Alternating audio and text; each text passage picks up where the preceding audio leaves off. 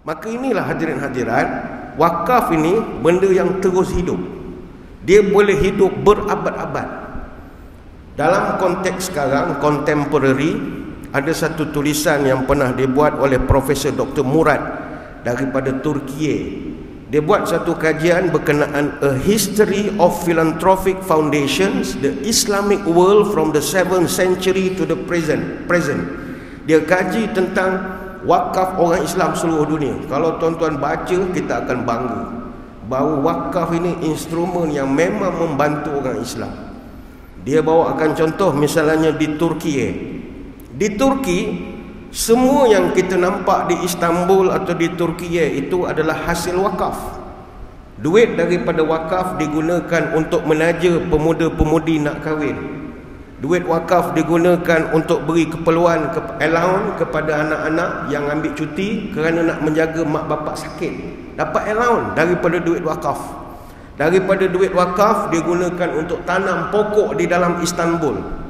Daripada duit wakaf digunakan untuk sponsor bangau-bangau migratory birds yang singgah 2 kali setahun, diberi makan daripada duit wakaf. Begitu juga orang yang diisytiharkan bankrupt, muflis, akan dibantu peringkat awal kehidupannya dengan duit wakaf. Duit wakaf juga digunakan untuk membeli kasut kepada pelajar-pelajar miskin. Sebab itu wakaf ni benda menarik. Di Mesir, saya sendiri produk daripada Universiti Al-Azhar, Mesir.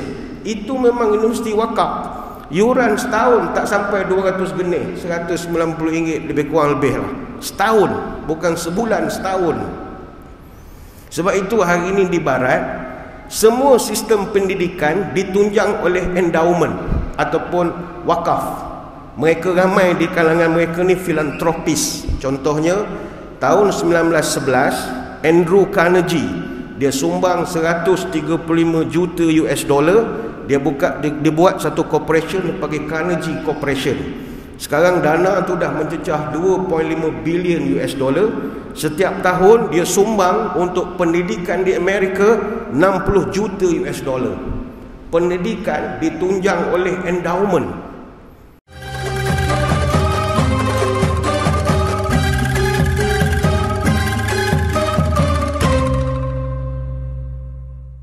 Baik tuan-tuan, inilah soalan pertama kita Datuk. Bismillah. Bagaimana pada pandangan Datuk, wakaf ni dia mampu berjaya dilaksanakan pada zaman baginda Nabi junjungan Nabi Muhammad sallallahu alaihi wasallam dan juga para sahabat. Jadi Datuk, servis bertukar tangan. Tafaddal ma'jura. Assalamualaikum warahmatullahi wabarakatuh. Bismillahilladzi la yadurru ma'asmihi syai'un fil ardi wala fis sama' wa huwas sami'ul alim. Hasbi Allah la ilaha illa huwa alaihi tawakkaltu wa huwa rabbul arsyil azim, amma ba'du. Terima kasih yang berusaha saudara saya Fadil Ustaz Ibn Hubain bin Abdul Aziz selaku moderator forum. Yang saya raikan yang bahagia Al-Fadhil Tuan Haji Anwar Hamzah bin Toha, Ketua Pegawai Eksekutif Perbadanan Wakaf Selangor. Seterusnya yang saya raikan juga para pegawai ahli jurukuasa Masjid Raja Haji P. Sabilillah Cyberjaya, tuan-tuan guru, para alim ulama, para habaib, muslimin muslimat hadratul mukarramin. Maaf kalau tak disebut nama kesemuanya. Moga sekaliannya sejahtera dalam limpahan rahmah dan barakah. Saya dahului dengan penyataan tahmid kesyukuran atas pertemuan pada malam ini. Hadirin hadirat sekalian, ia benar sejak daripada zaman Rasulullah sallallahu alaihi wasallam, wakaf ini kalau kita kaji, dia memang jadi budaya di kalangan para sahabat. Yang mana para sahabat ketika itu menjadi satu kegemaran mereka untuk saling bantu-membantu sesama Islam khususnya. Bahkan disebutkan dalam sebuah riwayat, kalau ada seorang sahabat Nabi yang memiliki harta, pasti dia akan buat harta itu dengan mewakafkannya. Itu menjadi satu budaya. Sebab itu contohnya kalau kita tengok di zaman Nabi dulu, antara yang paling masyhur tak lain tak bukan adalah pembelian perigi rumah, yang mana menurut satu riwayat sahih dalam Sunan At-Tirmizi yang dikategorikan sebagai hadis hasan sahih. Disokong juga cerita ini dalam Musnad Imam Ahmad.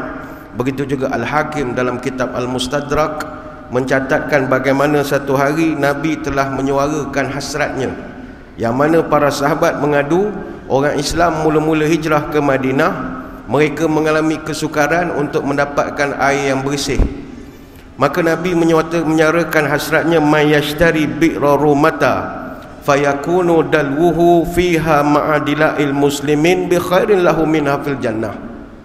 Siapa-siapa yang boleh beli perigi Raumah, salah satu perigi yang airnya begitu bagus sekali, maka Nabi berdoa supaya kalau orang tu menjadikan timbanya menjadi timba orang Islam, maka itu lebih baik baginya daripada apa-apa, dan dia akan dapat balasan surga. Bila mendengar hasrat ini, para sahabat berebut-rebut nak mendapatkan telaga itu. Tetapi telaga itu ownernya Yahudi. Jadi kita pun tahu Yahudi ni, baik tu orang guna istilah harga Yahudi, memang Yahudi betul.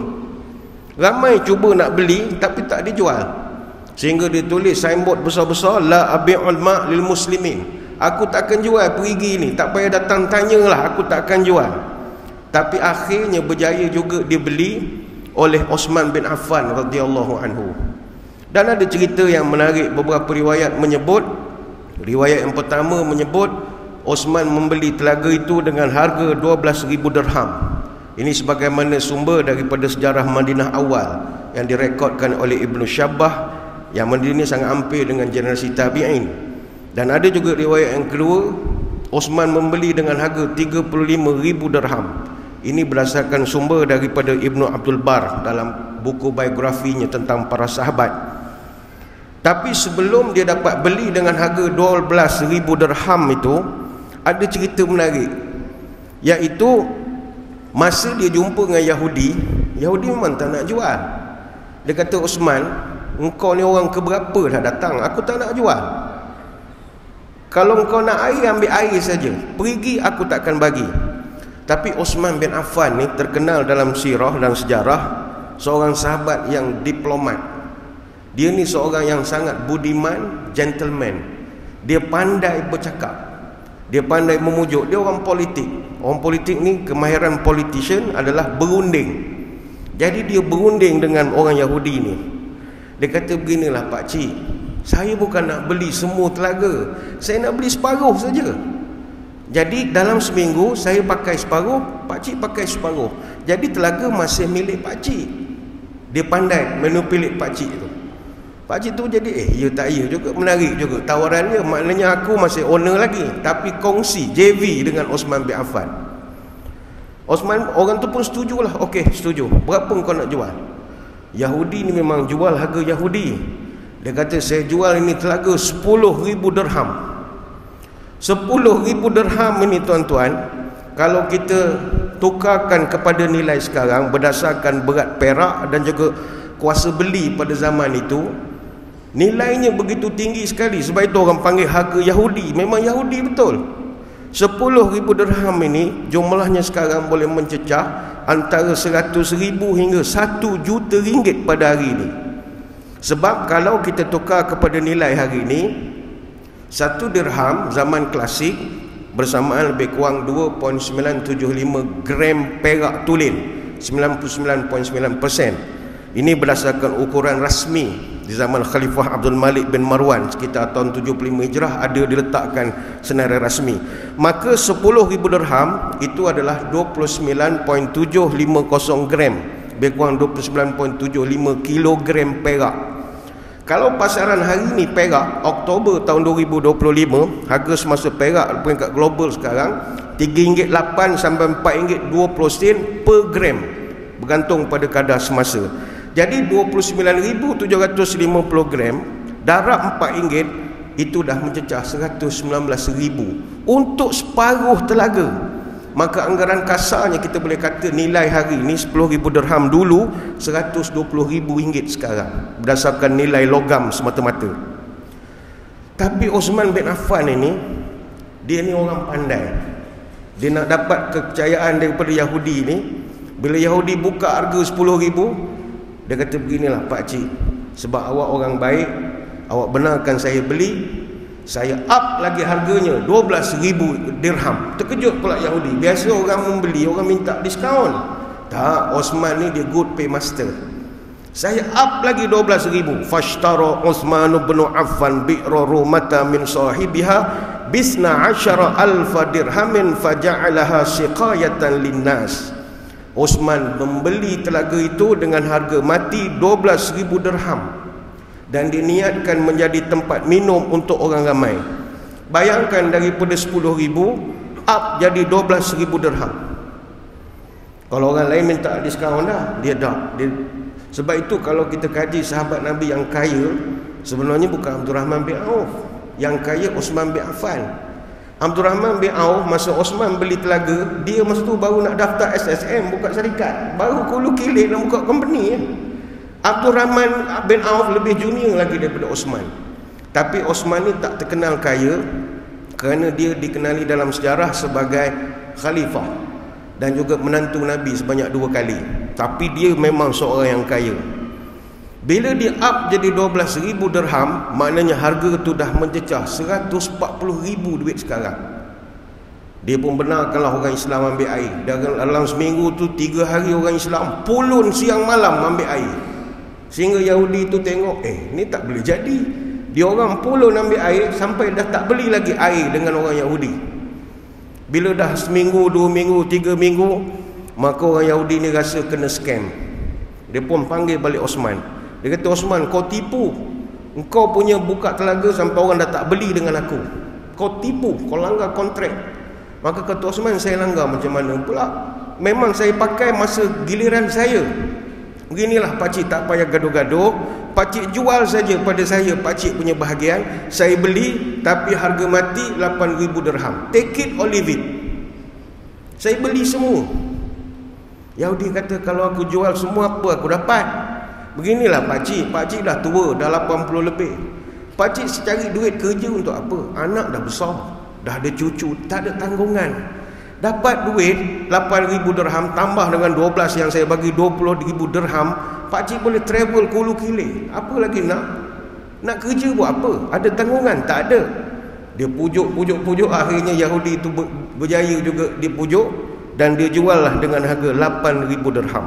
Maknanya tuan-tuan, total Sayyidina Utsman spend untuk beli telaga rumah 20,000 dirham. Yang kalau kita convert dengan nilai semasa hari ni 2 juta ringgit. Tapi sebab barakah, takkan miskin orang yang menolong orang ini. Sampai sekarang telaga itu ada barakah, wakaf sampai sekarang. Dan Sayyidina Utsman ni di sekeliling kawasan telaga tu dia tanam 1,550 batang pokok kurma. Sampai sekarang masih mengeluarkan hasil. Disebabkan ada hasil, kerajaan Saudi menerusi Kementerian Wakaf uruskan ladang itu dan ada pasarannya, ada orang beli dan sebagainya. Dan sampai sekarang Sayyidina Utsman duitnya masih lagi masuk, tak pernah keluar. Dialah satu-satunya manusia yang dah meninggal beribu tahun tapi duitnya masih masuk. Dah dia tak pernah keluar duit, masuk je lah. Maka duit itu Kementerian Wakaf gunakan pula untuk menyewakan beberapa tanah-tanah di sekeliling Masjid Nabawi. Lepas itu kalau kita pergi Masjid Nabawi, ada beberapa ruang kosong dalam pembinaan nak buat hotel. Tuan-tuan tengok dia punya owner tanah, dia ada papan kenyataan tu kan, projek apa. Tengok owner tanah, ownernya Utsman bin Affan sampai sekarang. Apa yang saya nak bawakan adalah inilah dia keberkatan. Keberkatan masih kekal sampai sekarang. Cuma sekarang Arab Saudi dah tutup telaga tu, tak bagi masuk. So orang kita banyak buat benda-benda mengarut, campak shilling dan macam-macam lagi, dia tak bagi masuk. Itu baru satu contoh wakaf. Begitu juga wakaf kebun Abu Talhah, panjanglah ceritanya.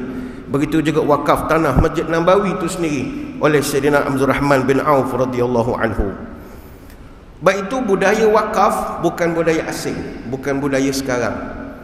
Dan ada satu budaya wakaf yang saya nak kongsikan dengan tuan-tuan yang sekarang sedang berlaku di Jerusalem.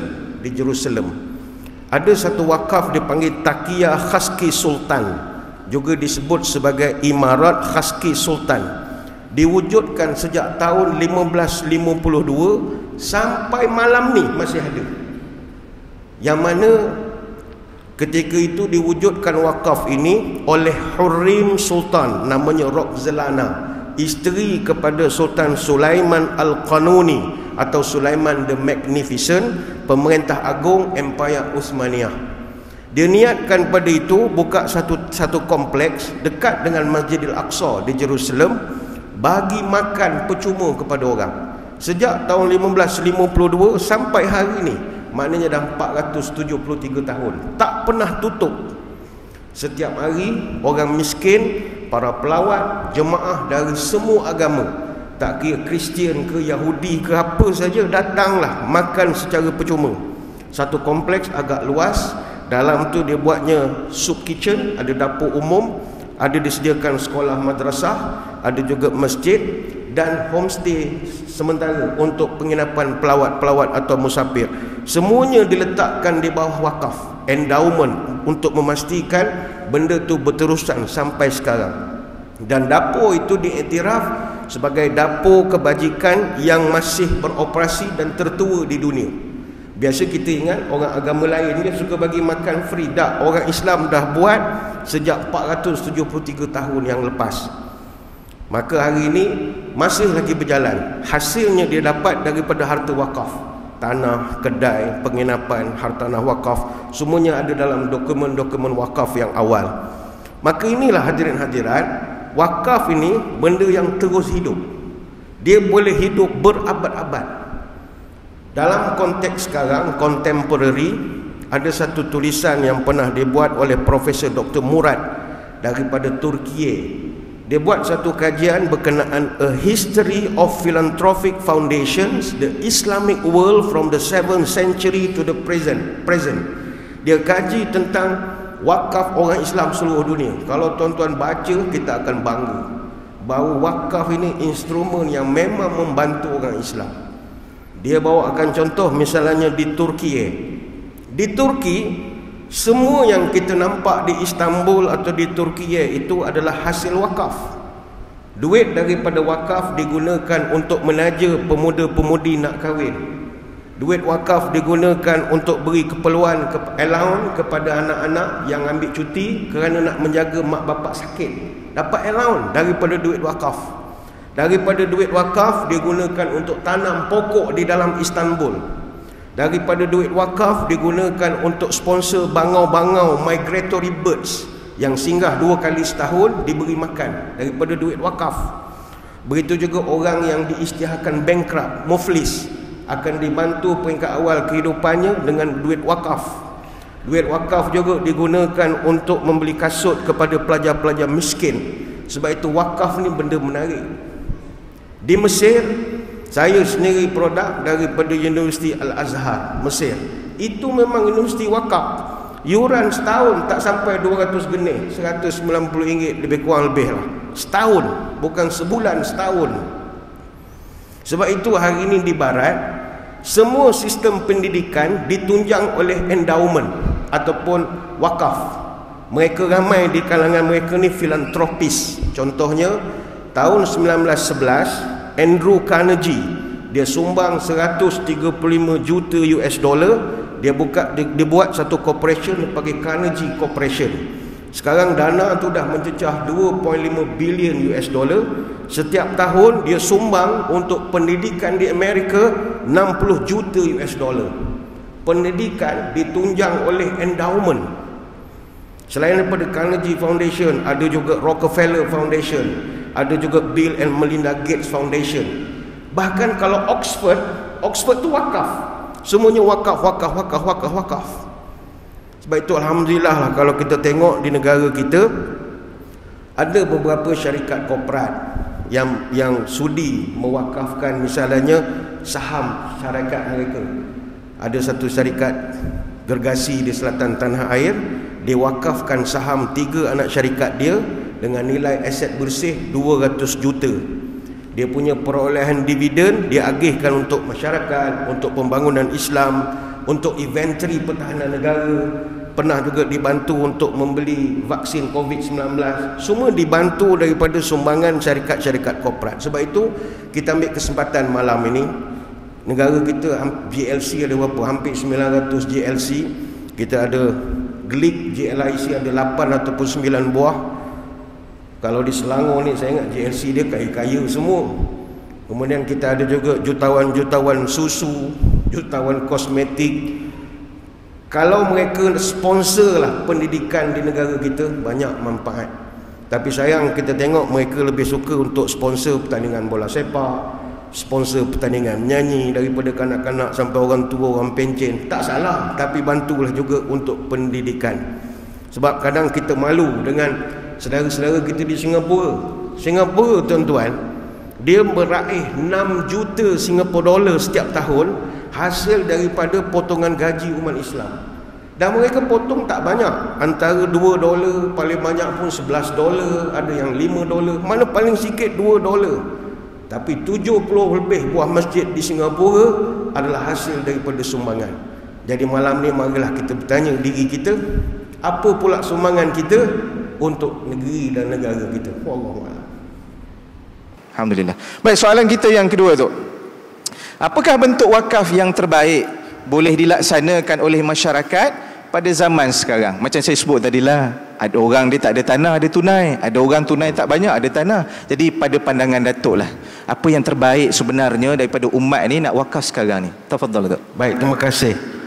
Sebelum saya menjawab soalan yang diajukan, bila disebut Universiti Al-Azhar, sudah pasti mengimbau kenangan ketika kita belajar di sana.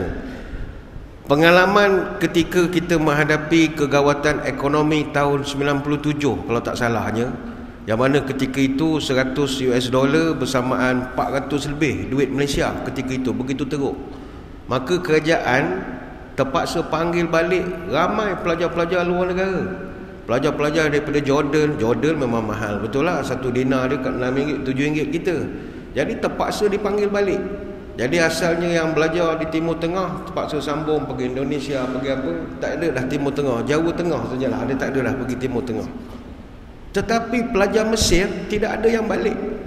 Kami tak dibenarkan balik oleh Al-Azhar. Al-Azhar tanggung keseluruhannya. Masa tu saya masih ingat, setiap rumah sewa pelajar-pelajar daripada Asia, Thailand, Indonesia, Malaysia akan ada jawatankuasa wakaf, hantar makanan, hantar gula, hantar benda-benda keperluan asas. Duit tak ada lah, dia bagi untuk teruskan serba hidup. Belajar tak payah bayar yuran, semua percuma masa itu. Maka ini kekuatan wakaf. Wakaf ini dia menyelamatkan umat.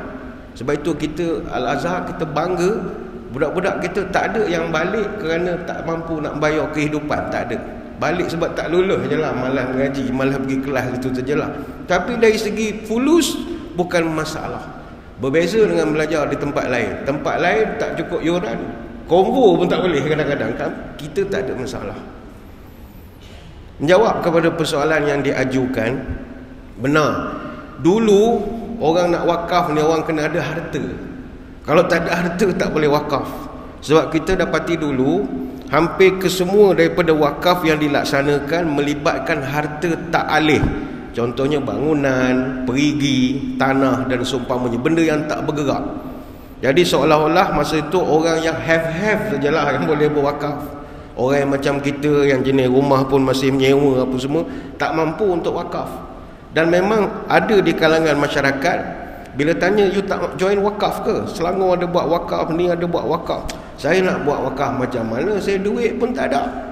Duit pun tak ada, nak wakaf macam mana? Rumah pun masih menyewa, hutang pun banyak lagi. Jadi saya tak boleh nak wakaf. Alhamdulillah, hukum berkaitan wakaf ini telah mengalami satu evolusi yang tersendiri. Alhamdulillah, ini keanjalan fiqh, yang mana para ulama bersidang, berfikir macam mana nak bangunkan instrumen wakaf ini. Maka sekarang wakaf dia bukan harta tak alih lagi. Kita sekarang wakaf dah ada wakaf tunai. Kita wakafkan pulangan sebahagian daripada akaun simpanan. Ada setengah buat, kita pulangkan sebahagian daripada akaun semasa kita di bank. Dan Alhamdulillah, impaknya sekarang ialah semua orang dah boleh berwakaf. Kalau Asia ada everybody can fly, sekarang everybody can wakaf. Ada banyak package-package wakaf yang ditawarkan di negara kita. Wakaf tunai, wakaf Quran, wakaf perigi dan macam-macam. Dan kadang-kadang kita boleh berwakaf dengan serendah seperti yang disebutkan oleh Ustaz tadi, RM1 pun dah boleh bermulakan wakaf kita. Yang mana ada institusi-institusi kewangan sekarang, dia memperkenalkan konsep wakaf menerusi wakaf tunai, wakaf saham amanah, macam-macam lah. Benda ini menunjukkan bahawa kita ada peluang untuk berwakaf. Dalam konteks di negeri Selangor Darul Ihsan misalnya, Majlis Agama Islam Selangor melalui Perbadanan Wakaf Selangor yang ditubuhkan sejak tahun 2011 telah melaksanakan macam-macam bentuk wakaf moden, yang mana benda ni sangat dekat dengan corak hidup masyarakat sekarang. Maka tidak ada alasan lagi. Pertama sekali, wakaf tunai. Kita boleh mulakan sumbangan serendah RM1 ya. Oh, ini bagi saya first time saya dengar RM1. Biasa RM10, luar biasa sekali. Begitu rendah. Kita boleh buat melalui masjid, melalui ejen ataupun platform di dalam talian. Dan ini yang paling mudah, yang boleh semua orang buat. Tuan-tuan pun sambil menengok forum, boleh buka apps, boleh saja melakukan wakaf sambil-sambil mendengar syarahan, boleh. Kemudian ada juga PWS menyediakan wakaf emas misalnya, untuk menggantikan konsep emas fizikal kepada nilai pelaburan berjangka panjang demi pembangunan rumah. Begitu juga PWS ada wakaf hartanah, yang mana meliputi pembangunan kompleks pendidikan, sekolah tahfiz, masjid-masjid, projek-projek wakaf ekonomi, contoh pertanian dan perumahan. Kemudian kita ada wakaf perkhidmatan, sumbangan tenaga, kemahiran, peralatan dalam bidang kesihatan, pendidikan dan juga sosial. Contohnya kita wakaf klinik misalnya, atau kita wakaf hospital, mesin dialisis, ataupun kita wakaf ambulan. Ni semua duduk di bawah program wakaf kesihatan PWS.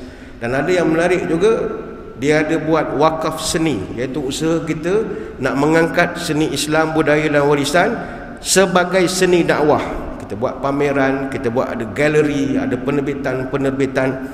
Dan yang menariknya adalah untuk Perbadanan Wakaf Selangor ini, yang menarik adalah tahun lepas, tahun 2024, saya melihat Perbadanan telah memperuntukkan RM4 juta untuk diagihkan dalam bentuk fisabilillah, termasuk bantuan kepada sekolah, kepada rumah anak-anak yatim, pusat kesihatan dan juga mahat tahfiz. Sebab itu sejak tahun 2019 sampailah tahun lalu, jumlah agihan ini telah pun mencecah 7.19 juta, melibatkan lebih daripada 220 institusi di seluruh negeri Selangor. Jadi duit ataupun sumbangan wakaf tuan-tuan bermanfaat kepada orang lain, no doubt about it. Tak ada apa yang nak diragukan, tak ada kong kali kong, pusing sana pusing sini, tak ada. Maka ini membuktikan bahawa wakaf sekarang bukan lagi terhad kepada tanah, kepada bangunan, tapi wakaf sekarang dah jadi alat kebajikan. Wakaf sekarang dah jadi alat untuk pembangunan sosial yang moden, efisien, inklusif dan berkebajikan. Maka mari kita sama-sama menolong. Ada orang dia agak strict, ada orang dia agak syadid. Dia kata benda-benda macam ini tak bertepatan dengan kehendak syariah. Kita ingin jelaskan pada malam ini, dalam tradisi fiqh, wakaf itu luas. Selama mana dia memberi manfaat kepada orang lain dan tidak bercanggah dengan syarak, tak ada masalah. Sebab kalau kita nak tengok contoh, wakaf itu dia mesti tunjangnya adalah maqasid syariah. Kita nak jaga 5 tunjang utama kehidupan manusia. Pertama, hifzuddin, nak jaga agama. Maka wakaf masjid, surau, sejadah, PA sistem yang lengkap, itu dibuat supaya ibadah dilaksana dengan hati yang mantap. Yang kedua, hifzul akal, menjaga akal, iaitu intelektual. Maka wakaf pendidikan, dari wakaf pensel sampailah buku, sampai membina universiti, semua itu supaya umat Islam ni bukan sekadar akalnya tajam, tapi bersinar dengan nur daripada ilahi. Begitu juga yang ketiga, hifzun nafsi, menjaga nyawa. Maka wakaf kesihatan, hospital, mesin dialisis, ubat-ubatan, supaya umat Islam ni badannya cergas dan kehidupannya terus aman. Yang keempat, hifzun nasal, jaga keturunan. Wakaf rumah untuk keluarga miskin misalnya, wakaf sokongan perkahwinan. Kerana kita tahu bahawa keluarga adalah asas memelihara ketepatan jalur keturunan. Yang kelima, hifzul mal, menjaga harta. Wakaf ekonomi, ladang, kilang, gerai pekerjaan supaya rezeki terus mengalir. Jadi tidak perlu kita pertikaikan bahawa apa yang kita tawarkan kepada masyarakat semuanya telah kita kira bertunjangkan kepada maqasid syariah. Wallahu a'lam.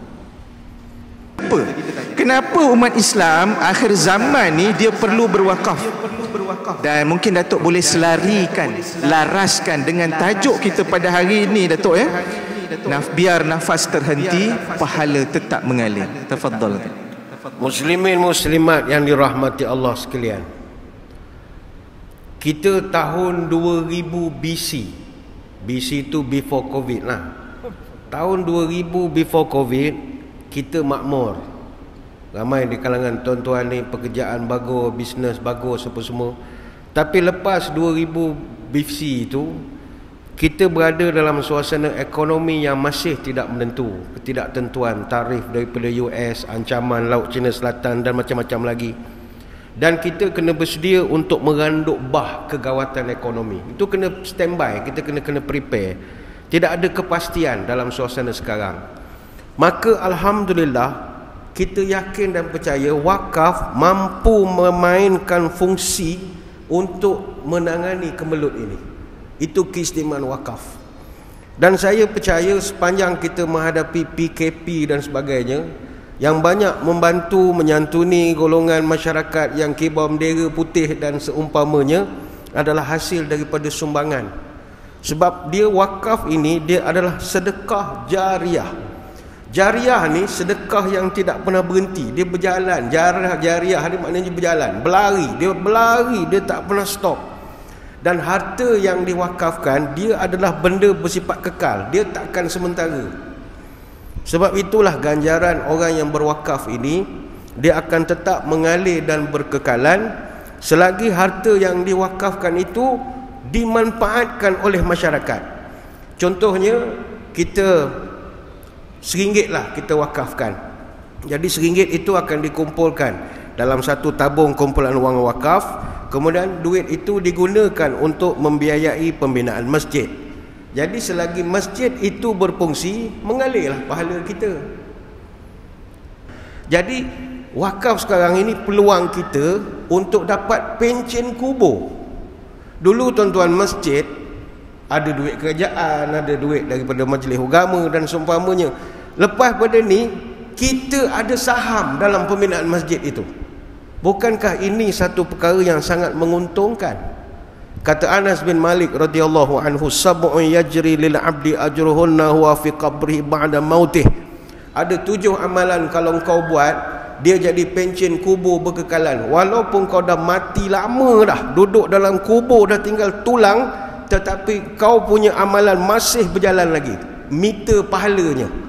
Apakah dia? Pertama, allama ilman, kau mengajar ilmu yang bagus kepada orang, dengan syarat orang tu mengamalkan apa yang kau ajar. Au ajra nahran, kau mengalirkan sungai, dengan syarat sungai itu bermanfaat. Yang ketiga, au hafara bi'ran, kau gali perigi, dengan syarat selagi perigi itu digunakan. Au gharasa nakhlan, kau tanam pokok, dengan syarat pokok itu bermanfaat untuk semua makhluk Allah. Au bana masjidan, kau bina masjid. Yang keenam, au waratha mushafan, engkau menulis mushaf, menulis Quran atau mewakafkan Quran. Au taraka waladan yastaghfir lahu ba'da mautih, engkau meninggalkan anak soleh yang mana dia itu mendoakan. Maka salah satunya adalah kita kena tolong orang. Selagi orang tu dapat manfaat sumbangan kita, selagi itulah kita pahala terus mengalir. Saya nak kongsi pada malam ni, walaupun berat untuk dikongsikan, tapi saya kira perlu juga untuk nak memancing gairah dan semangat tuan-tuan untuk sama-sama kita menyumbang untuk negeri Selangor yang tercinta ini. Untuk pengetahuan tuan-tuan, khusus di negeri Selangor ini, kita sebenarnya tanpa sedar, ramai orang sedang memerlukan bantuan. Sebab kita ni negeri tumpuan, daripada orang luar datang mencari rezeki di negeri kita. Tahun lalu, November 2024, ada satu laporan yang dikeluarkan oleh Department of Statistics Malaysia ataupun DOSEM di bawah Kementerian Ekonomi. DOSM ni dia ada buat satu yang dia panggil MyPAKW, kalkulator perbelanjaan asas kehidupan wajar. Kita punya PAKW ataupun purata perbelanjaan asas kehidupan wajar, the mean monthly basic expenditure of decent living. Dia buat ukuran orang Malaysia ni sebulan kena ada berapa perbelanjaan dia ataupun pendapatan dia untuk digelarkan dia itu kehidupannya wajar, munasabah. Berapa kehidupan dia? Dia buat satu kalkulator. Kalau rumah tu isi rumah 3 orang, pendapatannya mesti 4,041 sebulan. Kalau isi rumah 4 orang, pendapatannya 5,161 sebulan. Kalau isi rumah 5 orang, dia mesti 6,032 sebulan. Isi rumah 6 orang atau lebih, 7,510 sebulan, dan begitulah seterusnya. Untuk makluman, mereka ni tak termasuk kategori miskin. Miskin ni perkara lain. Untuk kira miskin, pendapatan isi rumah perlu berada di bawah pendapatan garis kemiskinan PGK yang ditetapkan oleh DOSM, sekitar 2,589 untuk isi rumah 4 orang. Itu kita tak bincang pada malam ini. Untuk perkongsian, Negeri Selangor Darul Ihsan mencatatkan nilai PAKW, purata perbelanjaan asas kehidupan wajar, tertinggi di negara ini, iaitu RM5,854 sebulan.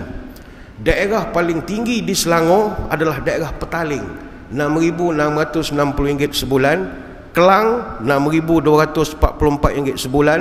Ulu Langat, RM5,810 sebulan. Gombak, RM5,625 sebulan. Dan kita di Cyberjaya ni bawah daerah Sepang, RM5,504 sebulan. Maknanya penduduk di Petaling, Gombak, Kelang perlu ada pendapatan antara RM5,188 sampai RM6,490 sebulan. Kurang daripada itu, kehidupannya enggak wajar. Enggak wajar, tak munasabah. Macam mana dia boleh survive? Saya pun tidaklah pandai. Ini kena panggil orang DOSM lah, panggil Ketua Perangkawan Datuk Seri Dr. Muhammad Uzin Mahidin, panggil dia bagi talk. Dia akan terangkan berapa ukuran di negara kita. Sekali lagi orang akan kata, tak payah fikirlah ustaz, itu duit zakat ada, kita kasih tolonglah orang susah. Apa mau sibuk-sibuk wakaf, kita peninglah datang masjid asyik mau wang saja. Masjid mau wang, wakaf mau wang, asyik mau wang saja. Kita mau semayang, mau tenang-tenang sajalah, apa mau minta wang. Tuan-tuan sekalian, zakat ni secara jujur, zakat yang dikutip oleh Lembaga Zakat Selangor tak cukup pun untuk menampung keperluan asnaf sebenarnya. Tahun lepas lembaga zakat, kutipan zakatnya kurang lebih lah 1.12 bilion. Tapi agihan dia 1.15 bilion untuk 350,000 individu asnaf. Maknanya jumlah yang diagihkan melebihi kutipan sebanyak 30 juta ringgit, ataupun 2.68% lah daripada segi kutipan. Dan di negeri Selangor ni asnaf ramai, dan bukannya semua anak Selangor, sebab kita ni ramai orang luar datang bekerja. Di Petaling mencatatkan jumlah tertinggi dengan 12,095 asnaf fakir dan miskin yang berdaftar sejak pada tahun 2023. Di Kelang kita ada rekod 11,477 asnaf fakir dan miskin. Ulu Langat ada 9,671 asnaf fakir dan miskin, dan jumlah ini panjanglah. Ini maknanya jumlah keperluan asnaf lebih tinggi daripada jumlah kutipan zakat. Tapi saya bawakan data ni bukan nak menunjukkan kelemahan negeri Selangor, tidak. Ini nak menunjukkan ini lumrah. Mana-mana tempat yang menjadi pusat ekonomi utama, memanglah kehidupannya ada cost of livingnya tinggi. Kuala Lumpur misalnya 5,468, di Labuan 5,376, Melaka 5,291, Putrajaya 5,249. Mana kurang daripada itu susahlah. Dia urbanisasi ni memang akan melibatkan peningkatan harga rumah, sewa, kos utility dan macam-macam lagi. Kalau tuan-tuan tak nak mahal-mahal sangat, balik kampung lah, tak payahlah duduk negeri Selangor, duduk negeri Pahang misalnya, baru RM3,999 sebulan. Pahang dapat 4,000 gaji, kaya lah, dah kira orang kaya, bergaya lah, boleh act lah. Duduk Kuala Lumpur jadi asnaf je. Itu perbezaan, sebab kemajuan. Itu harga sebuah kemajuan. Maka ini tanggungjawab kita. Data yang saya bawakan untuk menyuntik semangat, aku kena berbuat sesuatu. Ada pula orang yang kata, tak payah Ustaz, Selangor negeri kaya lah, penyewa awam bonus sampai 2 bulan setengah dah baginya, mula nak sibuk-sibuk sangat. Memang kita tak nafi Selangor ini dah namanya pun Darul Ihsan. Ihsannya tu memang tinggilah. Saya kira-kira lebih daripada 40 inisiatif di bawah Iltizam Selangor Penyayang. Ada basmat Selangornya, ada jualan ihsan rakyatnya. Saya dipahamkan ada pengecualian cukai pintunya, ada skim air Darul Ihsannya, pengecualian fee lesen penjara. Banyaklah kalau nak cerita sampai puasa tahun depan pun tak habis, panjang sangat senarainya itu. Tapi itu inisiatif daripada pemerintah. Bagaimana dengan kita sendiri? Tuan-tuan sekalian, kita kena berperanan sebagai penyampai manfaat. Kita sendiri. Kalau tidak nanti yang masuk surga semua yang berhormat ni. Sebab dia je yang tolong orang susah. Kita kena mainkan peranan. Dulu pernah ada seorang sahabat datang jumpa Nabi, "Ya Rasulullah, dalam dunia ni siapa orang yang paling Allah cinta sekali? Dan apakah amalan yang kalau saya buat Allah akan cinta kepada saya?" Nabi jawab mudah, "Ahabbun nas ilallah anfa'uhum linnas." Orang yang paling dicintai oleh Allah adalah yang memberi manfaat kepada orang lain. Dia sibuk bukan hal dia saja, dia sibuk fikir masalah umat, dia bermanfaat kepada orang lain. Wa ahabbul a'mal ila Allah azza wa jal sururun yudkhiluhu ala muslim. Dan amalan yang paling Allah cinta adalah engkau masukkan kegembiraan dalam hati seseorang muslim, khususnya orang susah yang sedang menangis, memikir masa depan, nak bayar yuran van sekolah pun tak lepas dan sebagainya. Tiba datang kita menghulur bantuan, menyuntik kegembiraan, itu sangat dicintai Allah. Sahabat tu tanya lagi, macam mana saya nak buat amalan yang orang suka ataupun gembira saya lakukan? Kau buat beberapa perkara. Pertama, takshifu anhu kurbatan, atau taqdi anhu dainan, atau tatrudu anhu ju'an. Kau hilangkan susah dia. Dia susah, kau senangkan sedikit. Yang kedua, kau tolong settlekan hutang dia. Yang ketiga, engkau hilangkan kelaparan dia. Sehingga Nabi sebut, wala an amshi ma'a akhin li fi hajatin ahabbu ilayya min an a'takif fi hadzal masjid, yakni masjidin nabalinati syahran. Aku kalau diberi pilihan, pertama iktikaf di Masjid Nabawi sebulan, pilihan kedua keluar dari masjid tolong orang susah. Nescaya kau akan pilih keluar masjid tolong orang susah. Maka hadirin hadirat sekalian, marilah kita mengikut jejak Nabi ini. Tidak hanya berfikir masalah kita, keluarga kita saja, tapi ramai lagi orang yang memerlukan. Mereka ni bukan orang susah, orang miskin, tidak. Orang miskin bandar ni kehidupannya enggak wajar, itu saja. Dia susah untuk dia tengok anak orang, dia tak dapat nak anak dia semua anak orang, tak dapat. Jadi kita sama-sama membantu. Kita sekolah misalnya dapat dimudahkan mereka nak belajar. Maka akhirnya sebagai penutup layar, marilah sama-sama kita berlumba-lumba dan jangan bertangguh-tangguh lagi untuk melakukan amal kebajikan ini, melaksanakan wakaf. Sebab bagi saya peluang yang tersedia di hadapan tuan-tuan pada malam ini semua pencen kubur semua. Semua pencen kubur. Bayangkan tuan-tuan kalau sumbangan kita malam ni, Perbadanan Wakaf bantu untuk menyantuni sekolah. Menyantuni sekolah ni antara wakaf yang first class lah. Apa sebab? Dalam sebuah kitab diceritakan, Duratun Nasihin, ada satu ceritalah Duratun Nasihin ni. Di surga nanti, dekat pintu surga, ada beberapa ahli surga, dia berselisih pendapat menentukan siapa yang layak masuk surga lebih cepat. Ada 2-3 lelaki-lelaki. Orang ni kata dia patut langkah dulu. Orang ni kata bukan enta ana, bukan ana enta, macam-macam lah. Datang malaikat settle. Apa bergaduh ni? Apa hal? Engkau apa hal bergaduh? Tuan, saya ni dalam ramai-ramai, saya lagi layak masuk surga lebih cepat. Kenapa pula? Saya ni tuan haji mabrur. Orang haji mabrur memang layaklah masuk surga lebih awal daripada orang lain. Malaikat tu tanya, pakcik tahu macam mana orang haji mabrur masuk surga cepat? Oh, saya dulu pergi kursus haji. 17 siri saya ikut. Kursus perdana pun saya buat.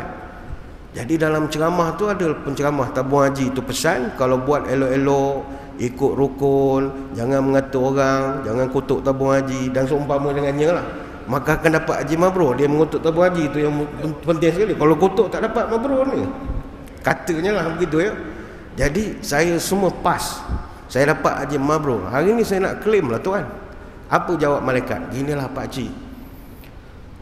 Pakcik dapat mabrur sebab pergi dengar ceramah kursus perdana. Jadi kita kasih can penceramah tabung haji tu dulu masuk, boleh tak? Kerana gara-gara dia pakcik dapat haji mabrur. Kalau tak pakcik pun tak tahu. Ya tak, ya okey lah. Kalau dengan ustaz-ustaz tabung haji, saya okey lah. Ke tepi, minggir, next, panggil. Kau kenapa bergaduh dengan orang tua ni? Tuan, saya dulu mati syahid fisabilillah, bersimbah darah. Takkan saya tak boleh masuk surga dulu? Ente tahu mana orang masuk surga boleh cepat masuk surga? Saya dulu dengar ceramah di masjid, cerita yang sama lah. Malaikat kata beginilah, kita bagi ustaz tu dulu masuk, sebab kerana dia kau jadi semangat. Okeylah, kompromi. Satu-satu selesai. Akhirnya malaikat pun memutuskan semua ustaz-ustaz, para alim ulama, tok-tok guru ni masuk surga dulu. Sebab gara-gara usaha mereka ramai orang jadi baik. Jadi dipanggil, wahai ustaz-ustaz semua, mari masuk surga dulu. Kebetulan ustaz-ustaz ni semua terdiri daripada orang yang tawaduk, yang tahu diri. Mereka beritahu pada malaikat, tuan, kami akui kerana hasil usaha kami ramai orang jadi baik, ramai orang insaf. Tapi kami kena akui juga, kami jadi alim kerana kami dulu belajar. Di sekolah kami dulu sekolah agama. Sekolah agama kami daif. Ada orang kaya yang menolong, yang membantu. Atap bocor macam tadi diceritakan, dia beri kami makan percuma. Yuran kami dia tolong bayar. Macam-macam dia bantu. Kami pergi pula ke Mesir, ke tiket kapal terbang pun diberikan duit tiketnya. Kami belajar di sana, duduk pula rumah negeri, juga bayarnya begitu sedikit. Kami belajar di universiti, universiti juga ada yang membantu. Kami belajar 4 tahun, lulus, kami balik, dapat pula bekerja di masjid, jadi imam, gaji kami dibayar juga oleh orang ni. Jadi kami jadi alim kerana ada yang membantu. Maka apa kata malaikat? Okeylah, kalau begitu, mana dia dulu orang kaya-kaya yang menolong budak-budak ni masa belajar, yang sekarang dah jadi mufti, dah jadi orang alim ni semua? Mana kamu semua? Keluarlah, dia duduk belakang-belakang asalnya. Amai semua ke depan. Masuklah kamu ke dalam surga lebih cepat daripada orang lain. Ahlan wa sahlan wa marhaban bikum. Tuan-tuan, malam ni buat pilihan. Tuan-tuan nak masuk surga pakai boarding pass yang mana? Tuan-tuan nak masuk surga pakai boarding pass haji, mentang-mentang dah pergi haji 2 kali. Tuan-tuan ingat haji tuan-tuan dah mabrur ke? Apa confidentnya kita kata haji kita mabrur? Macam mana nak tahu haji mabrur? Mudah saja.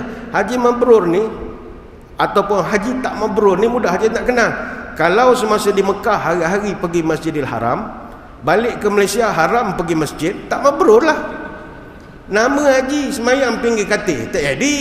Semayang tepi kepala katil rumah, tak jadi. Ni contoh. Itu bukan haji mabrur.